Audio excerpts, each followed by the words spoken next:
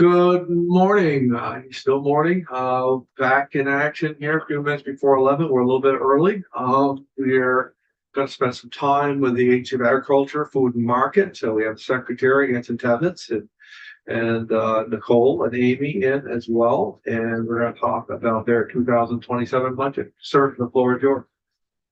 Good morning, Anson Tebbets, Secretary of Agriculture, Food and Markets, joined by Nicole Dubuque, she's our Operations Director, and Amy Mercer, Financial Director. I am here to present our budget for the fiscal year that's beginning on July 1 of this year and running through the following July. You as a legislature, of course, are facing some incredibly difficult decisions, transforming our education system, addressing property taxes, and responding to challenges in housing and public safety. And agriculture intersects with all these issues and has a role to play in Vermont's future. Our proposed budget largely level funds our core programs. And I say in the current economic and budgetary climate, I consider that a real victory. With those constraints, though, we are making targeted investments in a couple of areas. Reducing the cost for our dairy farmers and strengthening our business support staff, which is urgently needed to improve customer service for our farmers and producers across the pond. So with that, I thought I would just walk you through our proposed FY 2027 budget. And I think you have a copy of it, or we'll also share it for folks as well. And I always like to begin with our mission, which highlights what we all do at the Agency of Agriculture. And our mission is to facilitate, support, and encourage the growth and viability of agriculture while protecting the working landscape, human health, animal health, plant health, consumers, and the environment. So that is our mission at the Agency of Agriculture. We also like to just give you a sense of how the flow of funds happen at the agency. So in general fund, it's about 22% of our base budget. Federal funds, about 33% of our base budget. And we have about 40% of special funds. And this is a variety of areas, fees or licenses and registrations. And the revenue received from these fees is used as part of our base budget and of course supports our staff and operations. We also have a small interdepartmental transfer fund. It's only about 5% of our base budget. We have 6 appropriations within the agency. We have the administration. The 3 of us here are all part of the administration. We have food safety and consumer protection, agriculture development, plant industry. We have the lab, which we call VAIL, and agriculture and water quality. So that's a sense of where the different divisions are and where the money flows. Our proposed budget for FY 27, our total budget is $61,191,197. And it has a breakdown of where that's all divided between general funds, special funds, federal funds, and the transfer of funds between different agencies across state government. Areas of change by fund category, and we can get deeper into this as we walk through the budget. It's about a 1.8% increase over 26. And we have some the general fund broken down, special funds, a decrease in federal funds, and we can explain those as we go forward, and then some transfer dollars as well. This next slide is the areas of increase, and many of these are just the cost of doing business because how it flows to state government.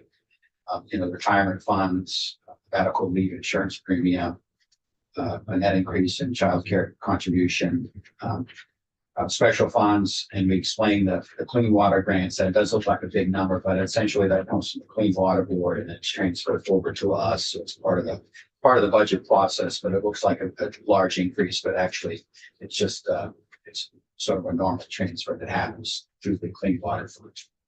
Health insurance, the Pay Act, or the salaries, Some of the things with, I think we talked about it last session with you were right about the new administration dropped some of the grants that were coming to us, and you'll see those reflected as the months went along, how they're rolled out. See that there, and then some transfer from the of course from the Lake Shooting Base grant program. So here we do receive, as you all know, we have a significant federal funded program at the agency, which is the Dairy Business Innovation Center. We did get some good news last week. They did release the funds to us, and that was about $3.5 million. So the next round of funding, we're back on track. We're ready to go.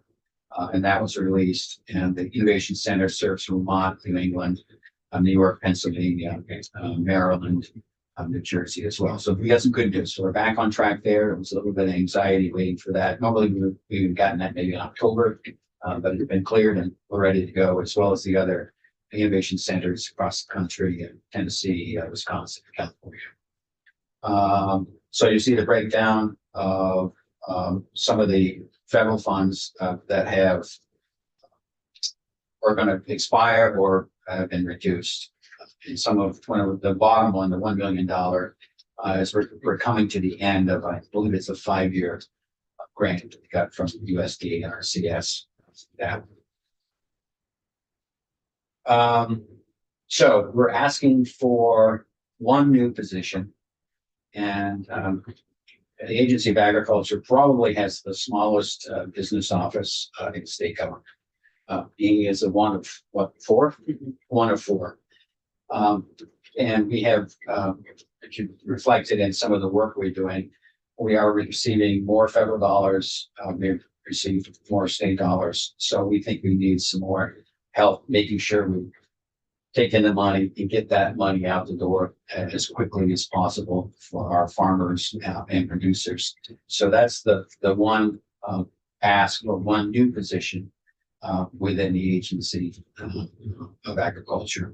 And I don't know if you want to talk more about it, or Dee Dee wants to talk more about it, what the role would be, but if there are questions about that position. I'm happy to, if you're interested. For the record, with both of you, operations director. Like Secretary Tebbetts said, we've had the same number of people in our business office for many, many years. And over the last 5 years, with the influx of federal funding we've been able to get, our budget has actually doubled with federal funding, and we haven't been able to add any additional support in our business office. So being able to comply with all the federal requirements and have kinds of specialists there that can help us get the payments out would be incredibly helpful. Right now, Amy jumps in, I jump in, we bring in people, and redirect them as needed. So that's where we're at. If we can move on just to some of the budget items, and these are all level funded. The fairs, farm to plate. I would note the Vermont Resource Conservation Council, the last couple of years, we may have asked for a decrease in that. We're not asking for a decrease this year. We're asking to level fund that, as it was last year at $612,000 there. Farm to school grants, local food grants, again, working lands, the base. A couple of years ago, the governor and you all agreed to increase the base to about $1 million. And that's where we're landing again, staying that. I don't know if you want to go through the crosswalk of all the divisions or not. I'll leave that up to you, Chair, how you proceed through this. I'm fine. No. Okay, you're plus. So it's pretty, we talked about, the administration, the one position that I think that is the highlight there. We are there's been some changes with ADS. It's the Digital Services Agency. So there's a new budgeting system with that. And we're still working our way through that. So we've got our best estimate of the cost of that may be about $55,000 more, but it may not be. That's one of those where it's a new system and we're working through it. And we're putting about $55,000 more than that, taking it that must be the change. Consumer protection, which is our biggest division, pretty much status quo there. but we've had a little bit of overtime and some temporary employees and with our HPAI, which is the bird flu. We've had some well, testing there, but we've been able, unfortunately, to cover that mostly with federal funds. There is a grant from UVM that we had to decrease because of what's happening on the federal level. FDA reduced some of the dollars coming to the states to perform produce safety programs with us. So we removed the education part of that, but the inspections are still going. Ag development, that's our economic development division. A lot of moving parts in that division with federal and state funds. We saw some decreases, some of the programs from the federal government, and folks are well aware of those. The local food purchase assistance reduction of $5,000 was due to USDA sending that grant on 3/7/25. And you folks, I think, address that in some capacity in the budget as well. That's the main thing. Pretty status quo there. We're just keeping our eye on what's happening with federal funds. And the part that hasn't really given me is there could be increases coming from USDA. We don't know. We know nationally it's a pretty rough, like in Vermont, the farm economy is in a pretty rough state right now. And I think every state in the United States is having some rough challenges with soybeans, like corn, within special crops. And it'll be interesting to see how Washington reacts to this latest weather event. We had pretty easy with light fluffy rain snow to go enjoy the outdoors with dealing with cold. If you look at from Texas all the way to the East Coast, some of those farm states are still suffering really severe weather, power outages, freezing. All those states are beginning crops and so forth. Well, it's going to be interesting to see how they respond to all that. There's a typo in the printout, so that bottom number is 10.96, which is corrected on the slide being made. Okay, so this is the one where it has the highlights. Yeah. 12.7 million grant awards, 1.78 million state dollars. That should be 10.96 million federal dollars. Are those new monies or just monies that we've had in the past? These are primarily just the ag dev granting programs we've been running. Okay. And one of our signature programs is the Working Lands Enterprise program. And we're grateful for those general fund dollars. And I also want to congratulate Ski Vermont. They donate $20,000 a year to that, which we're very grateful for. That helps a lot. Ski Vermont's been a great ag partner with us. They're always there to support us. I often think the ski world is something like the farm world, where we rely heavily on the weather. And sometimes the margins can be really tight in the ski world as well. We rely a lot on our visitors to make it successful seasons, but they donate $20,000 from their ski program to us. So you have a background. We have a full report on the investments that have been made and what it's leveraged, reaching all 14 counties, lots of acres. It's all focused on farm and forestry. We also want to mention that Working Lands is just not the farm side. There's also some value added work being done in forestry and the great parks. Here are some of the highlights of the Innovation Center. 11 states, as I mentioned. It breaks down how much we have ordered across the region.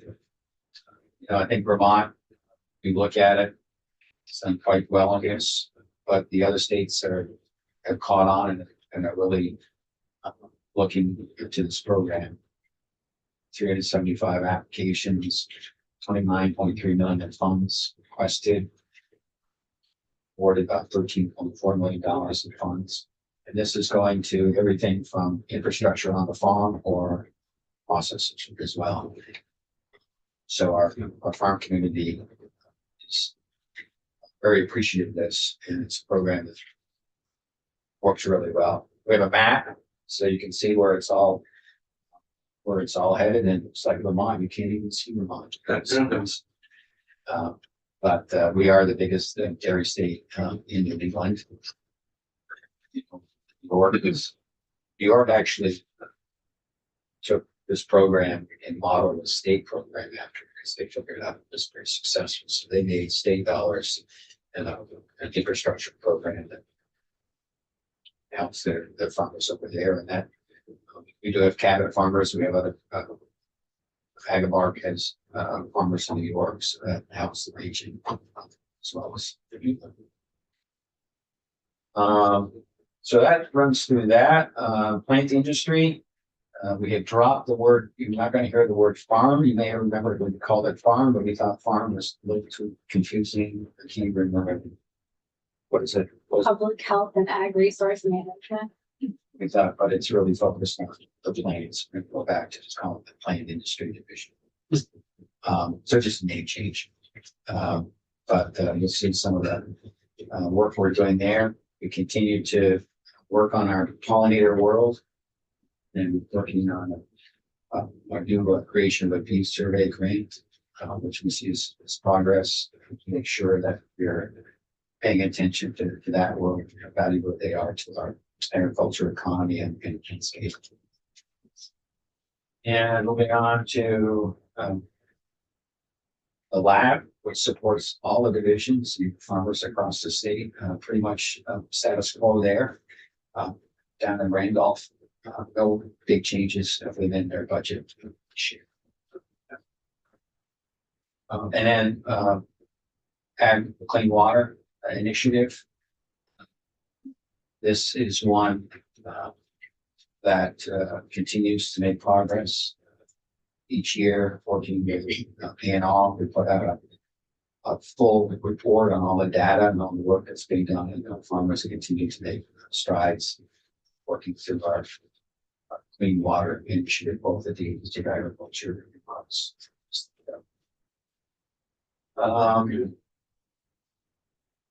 And I also want to highlight, one part of this within water quality. We have proposed dropping the fee that currently our medium farms pay, and also our large farms pay. $2,515. Yeah, $2,500 and $1,500. Small farmers have not paid the fee, so that's not why you're not hearing from us on that. And it's been in place more than a decade. It was initially part of the clean water scope back when the new law was passed. And I think this is an opportunity to make it more affordable for our farmers. I want to make it clear that this is not solving the economic issues that our farmers are facing, but we look at it, and the governor looks at it a way of taking one bill off the pile that needs to be paid. So the $2,500 annual fee would go away for our large farm operations, and also the medium farm operation, the fee would go away, and it's $1,500. We believe this will benefit about 131, depending on the math and how month to month goes. Right now, looks like about 131 farmers would benefit from us. And we replace it with general fund dollars. The general fund dollars is about 230,000. 231. For the record, Amy Mercer, Financial Director, 230,000. 233. So we still need to, need dollars to operate what we're doing in water quality. And in no way this changes the scope of work that our employees are doing, our programs. It's simply dropping a fee for our farmers. And there are no other states that do this. So if others are, and this is another competitive thing. Dairy can be quite competitive with our neighbors. So this is the way that essentially makes us even with our neighboring states that do not require this fee. So Mr. Secretary, from what we've heard, this has been deeply appreciated.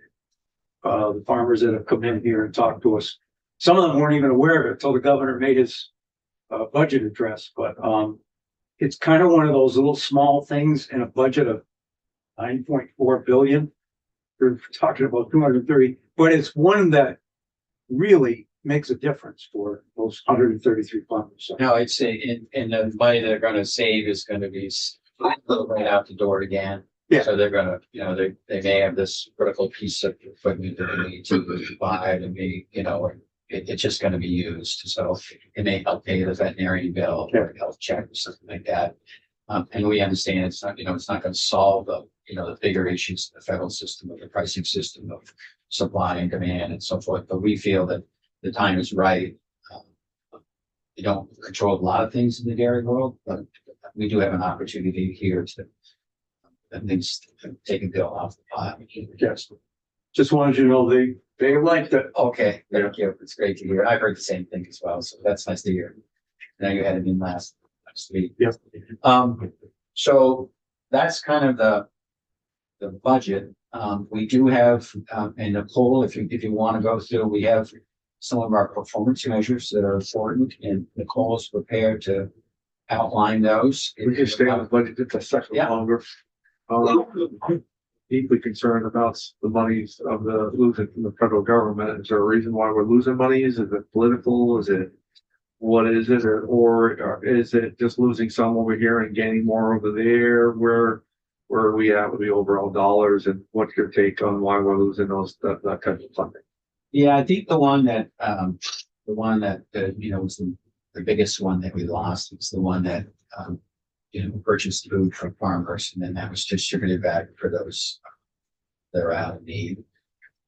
And with the new administration, I think they continue to evaluate every single program that is out there, and that was one they did not want to go forward with. I believe there is a bipartisan bill that started in the Senate that would recreate that model. Now, I don't know, that has legs, it's going to continue. I think that's the biggest one. The other one we're working on, that keep an eye on, is through the FDA and the grant that does produce safety. That one is a mandate by Washington, probably, I would say maybe about 8 to 10 years ago.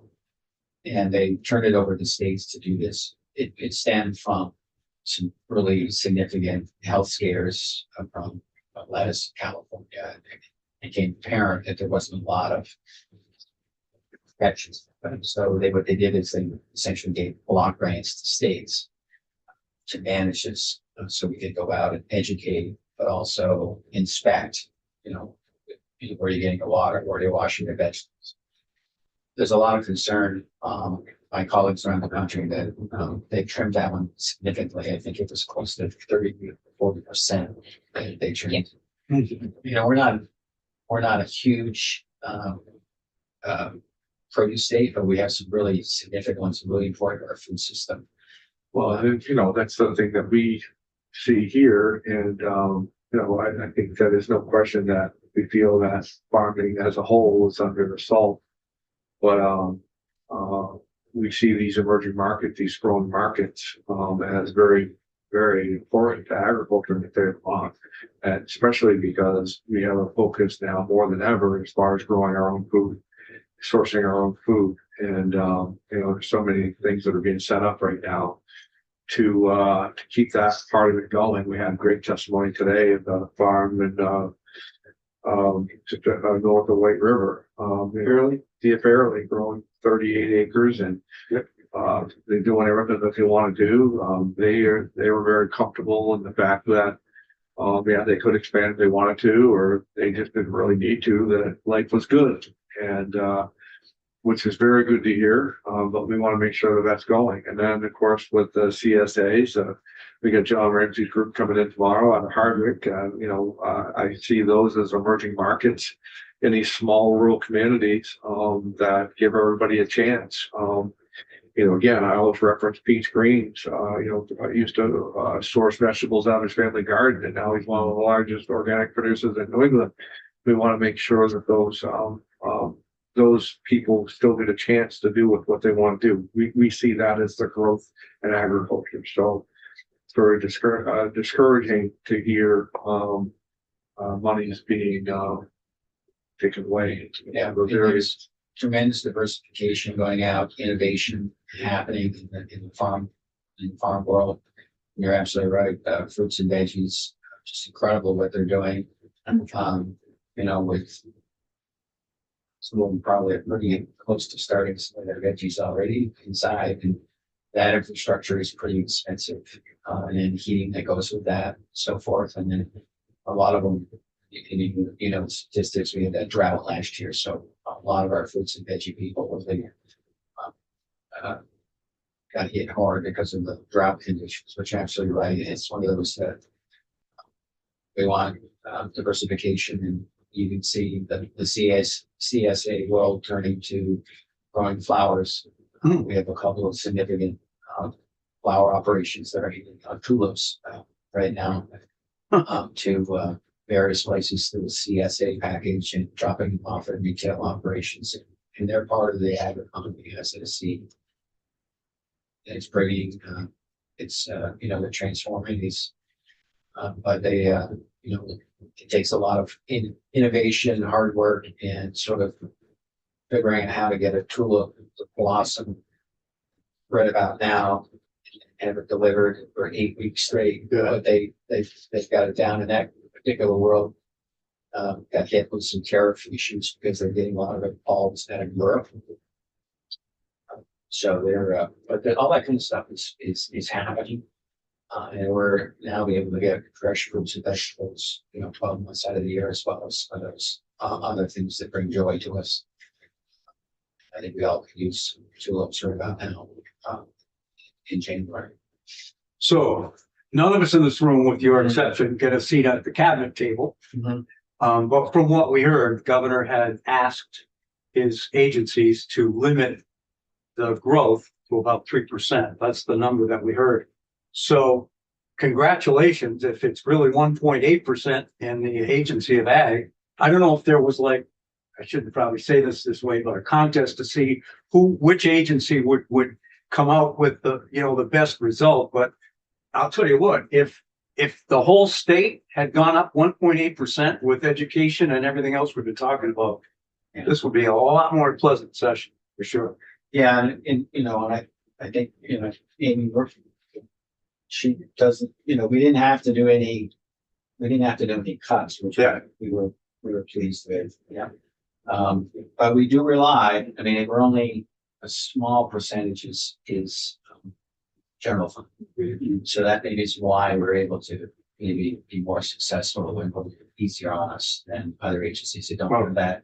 Congratulations on And we we also have, you know, we rely on some of those, you know, pesticide fees. So I didn't get a chance to talk with Senator Welch when he was here, but he's on Senate Ag Committee down Congress. And for what we've learned this year, the gap, I'll just call it the revenue gap between the federal milk price and what farmers honestly, truly need in order to stay afloat, is about $4 a hundredweight.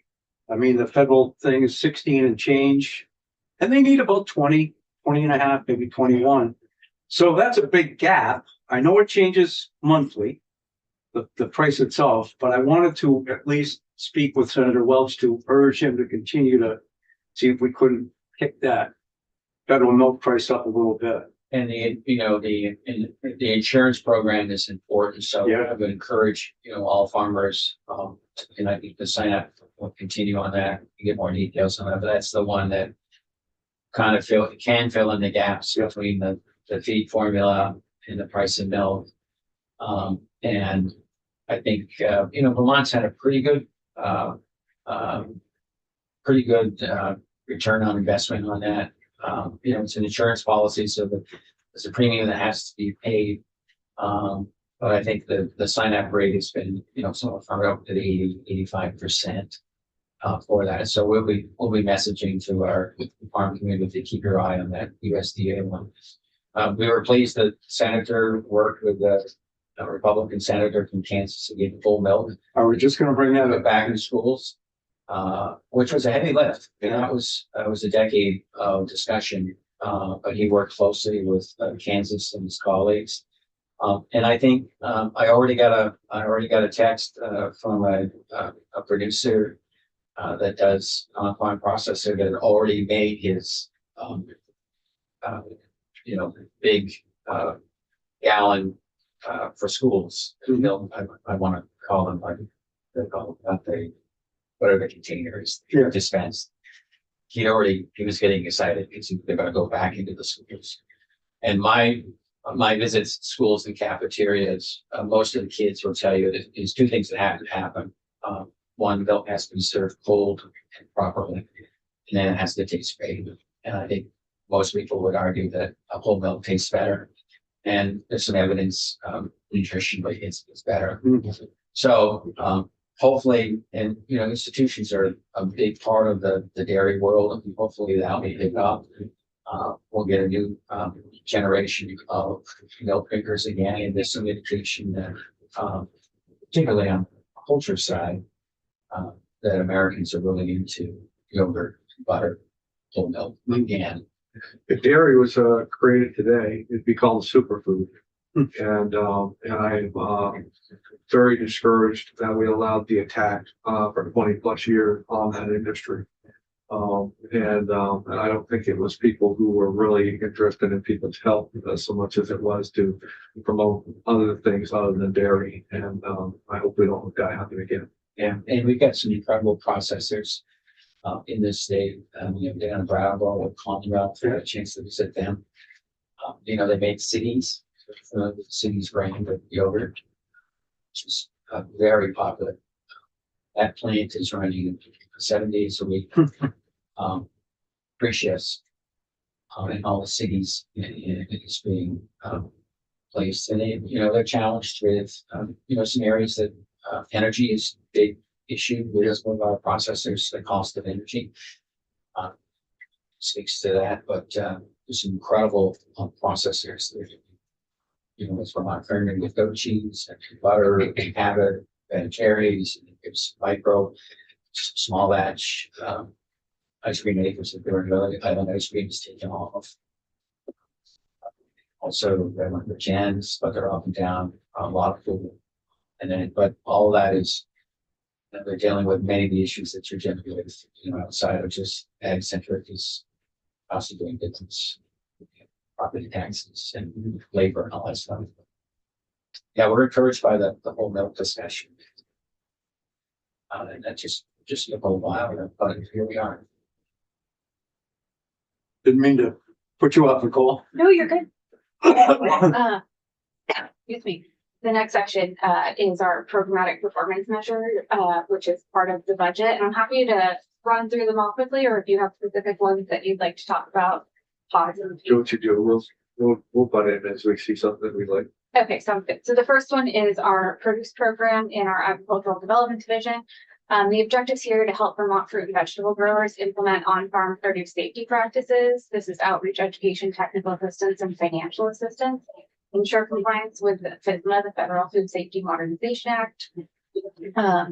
Produce safety rule by conducting annual inspections for all farms covered by the rule. So we have this 3 performance measures that we use for this program. One is the percent of grantees who indicate new markets reach their current markets maintained. So we're at 88%. I also do want to note that some of these you'll only see 2025 because we worked with our chief performance office to update some of our performance measures. So they were more, so they were evolving with the programs, I guess I could say. The number of support services provided to Vermont produce farms, 104. Number of verified farms in the Vermont WinLand database is 770. What is the plan? It's a database that we have where we can, I don't know if you can explain more with the IT stuff. You don't want me to, but I don't even know what it stands for, but I can get you more information on it. But it's a database that we use to WinLand's good. be able to monitor and verify farms, which getting up in the 700s is great for us because we don't have like a clear system that captures all farms, right? We have a section in our miscellaneous bill with floor draining with produce and all that. For you guys to be able to talk about that one. It's something like that. I think the language might come from you folk. That's the what one again? The section would require the A&R in coordination with AAFM, study the permitting process for the use of floor drains to produce Oh, sure. water facilities and provide recommendations for making that process more efficient. Floor drain study, I guess. I have the definition of win-win. Let's hear it. It's a sweet, not tasting, but like sweet, of inspection and regulatory software used by government agencies, including state departments of agriculture, to manage food safety, weights and measures, and agricultural inspections. Thank There you, it Senator is. Collmore. Sure. I'll sleep tonight. Yeah. So the next slide is for working lands, and this is to advance entrepreneurism, develop business and increase the value of Vermont raw and value-added products in order to develop Vermont agricultural and forest product economies. These performance measures have not changed, so you probably recognize these. The percent of business grantees that show increase in net income over the grant period, 56%. Percent of grantees that added FTEs over the grant period, 49%. Increase in product output for business grantees over the grant period is 68%. And then we move on to DVIC, which is the Northeastern Dairy Business Innovation Center. We talked about this on one of the slides that Secretary Tibbetts went over, serve the Northeast region supporting dairy businesses. So here we measure the number that experienced increased sales because of marketing and or promotion activities. In 2025, you'll see a big jump because we have increased money, increased grants. We're working with more farms as time goes by. So we're at 319 compared to 70 in 2024. Number of new and or existing delivery systems, access points reached. So we're up to 19,544. We're doing a lot for the Northeast region. Number of farmers who have learned new management strategies. That's gone down a little bit. The explanation that I got was that we're not going to teach the same new management strategies to the same farms over and over. Percentage of participants that expressed satisfaction and positive outlook for the future of their businesses, 99%. That's self-report. Now we move on to food safety and consumer protection division, specifically meat inspection. And I won't go into every one of these in detail because some of them are just like the number of licenses, the number of in-plant non-compliance reports. The ones that I really like to point to, which are exciting every year when you see them, right, is the number of recalls of state inspected products, nothing. The number of in-plant microbiological residue samples positive, 0. So I like to point to that as like something we're doing is working, right? And we did 876 compliance inspections for commerce and retail. Dairy inspection. So here again, we track the number of licenses in our registrations, the number of inspections completed is 3,768, and the number of compliance activities beyond level of field staff. So this is like it has to go to a point of notice of violation. And that's 8, which I think is pretty good overall with how many inspections we do. Animal health. We measure the same things here. So we've got 99 licenses. We did 94 inspections completed, and we've had 3 compliance activities beyond level of field staff. So again, we're to the point of a notice of violation. Weights and measures. So we've added a few new ones this year. The number of device inspections, we did 9,921. The number of calibrations performed, and that's in our weights and measures lab at Vail, which you all toured, so you got to see that. Oh, we got you up there on the picture, Oh, there you the go. lower one, yeah, Yeah, lower picture. So we did 6,598. Number of device inspections failed, 305. Number of enforcement actions, 73. Maple.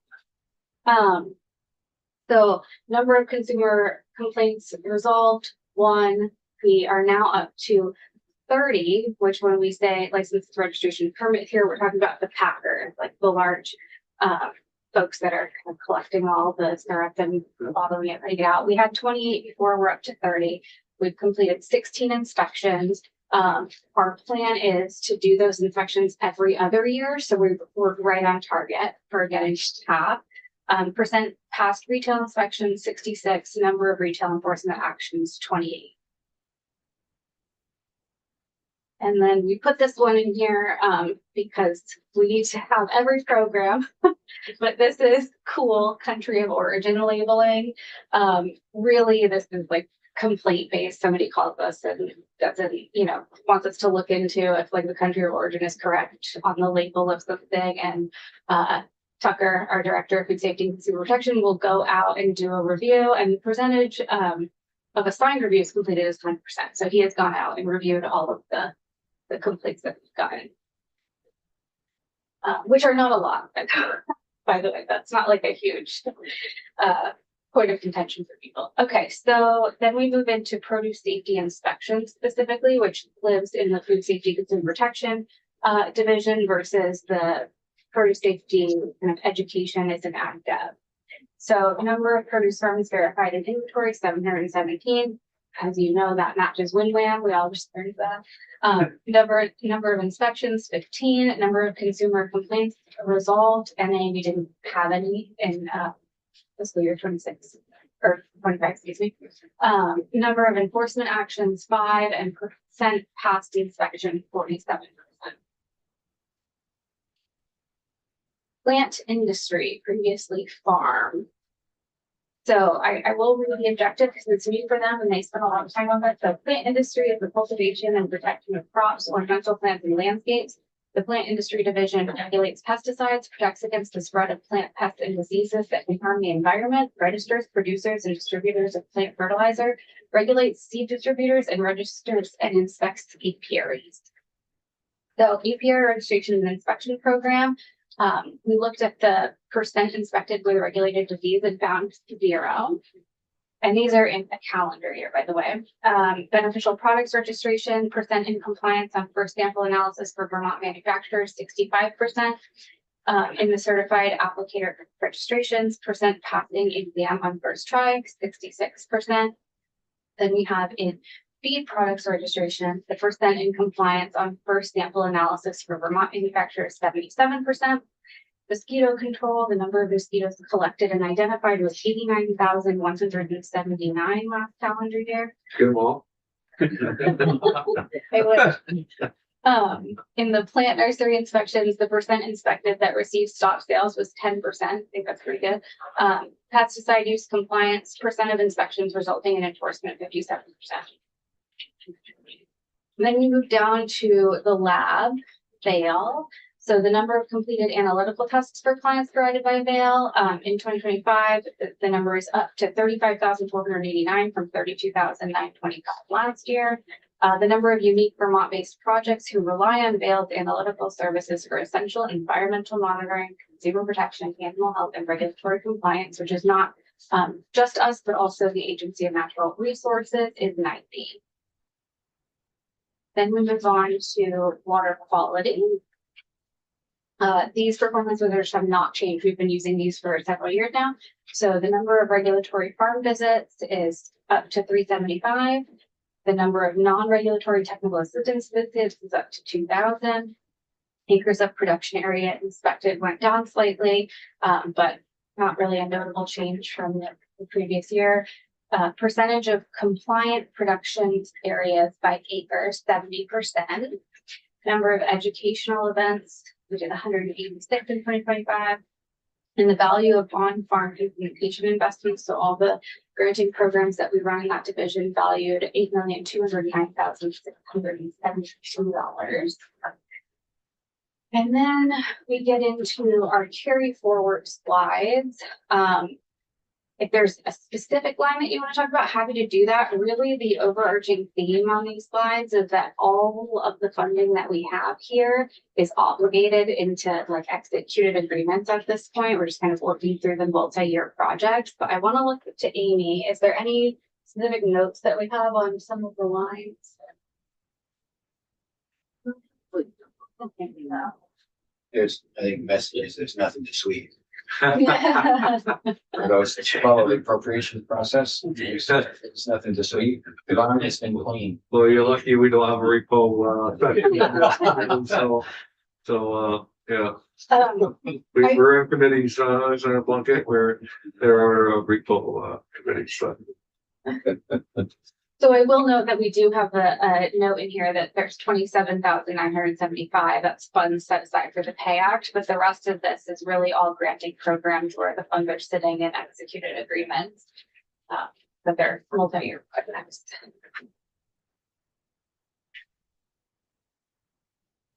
With our pretty picture, Yeah. we always end with a pretty picture. Seems, that the,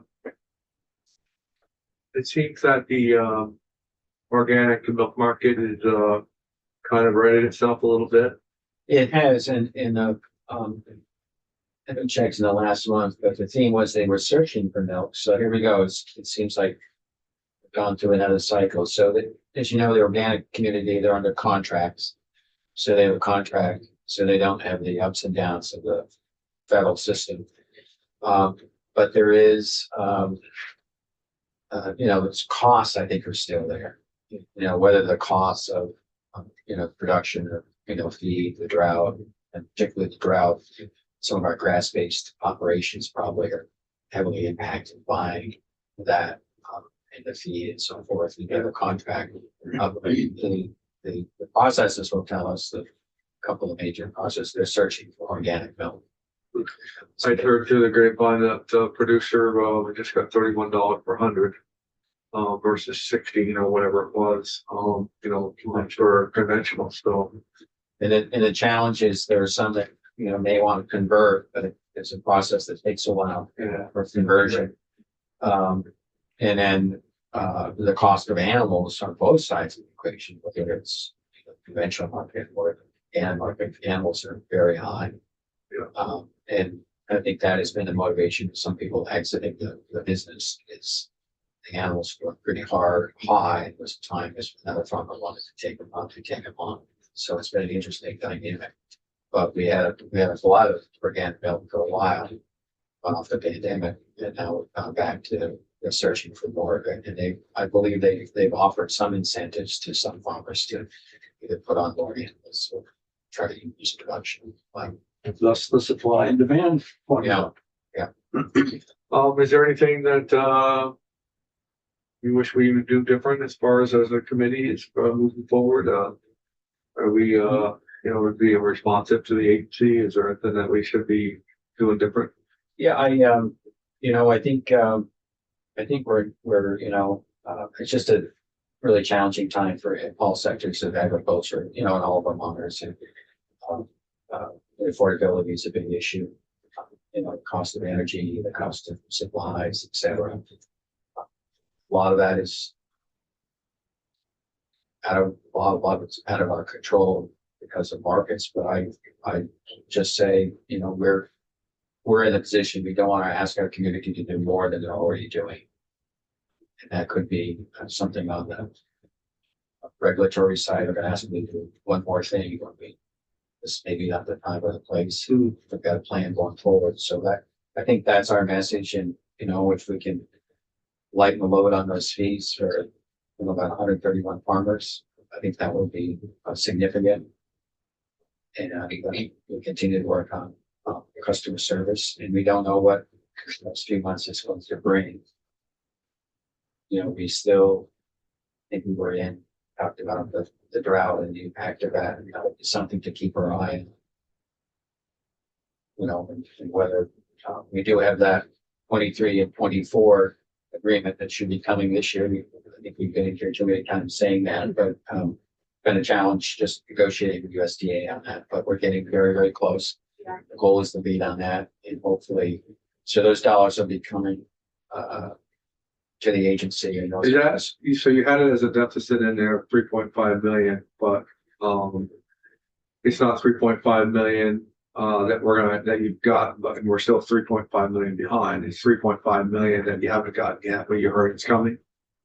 The deficit. That's So it's two different things. Okay. One is that we had some of the, I'm gonna call them smaller cuts to federal programs last March. This is $31.75 million that Okay. is supposed to come to Vermont for disaster recovery from 2023 and 2024 weather events. It was appropriated in the continuing resolution of December of 2024. But since the administration changeover, we've been going back and forth with USDA. And there has been a couple delays, including a government shutdown. So we are close to executing that agreement and bringing that money here. And the $3.5 million was dairy business innovation. Right. It wasn't really a cut. That was just You wasn't lowering the planning that. amount that we're putting out as contracts. Right. Most of it's going out as grants. Okay, but but there was a delay in that money's coming forward from the federal government. With that now Yeah, that is. the last round, the last round, there was a delay. Yeah, Right. it was delayed, but But there- now we're back on schedule. So that 3.5 million that showed as a deficit in here will be zero.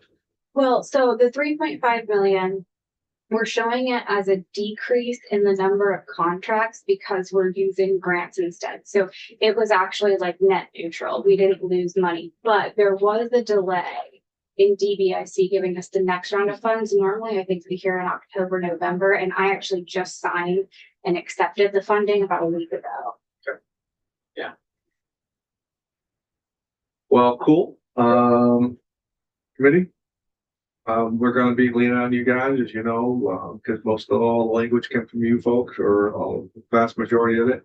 We've got basically 17 bills, with between the miscellaneous and a couple of things on there. We'll be leaning on you guys for your expertise and knowledge, and we're gonna try to put attention to all of them and get the language that will be acceptable to all parties. We have a lot of work to do, and we look forward to working with you folks to help us get it done. Thank you. Appreciate it. Thank you for your hard work. Yep. Anything else? We do have Michael O'Grady who wants to come in just for a little bit and tell us about the 2 new bills that we have, that about how that will work as far as the pass it to the miscellaneous or whatever. So he's gonna tell us that. So, but I want to thank you folks Thank you. for a very Thank clean, you. very clean report. And yes, we're here. Michael's walking in. Yeah.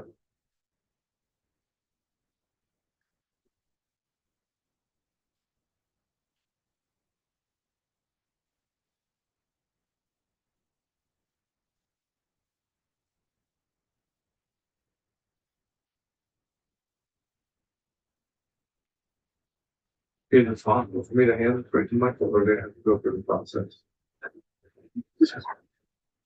Okay, just me, okay.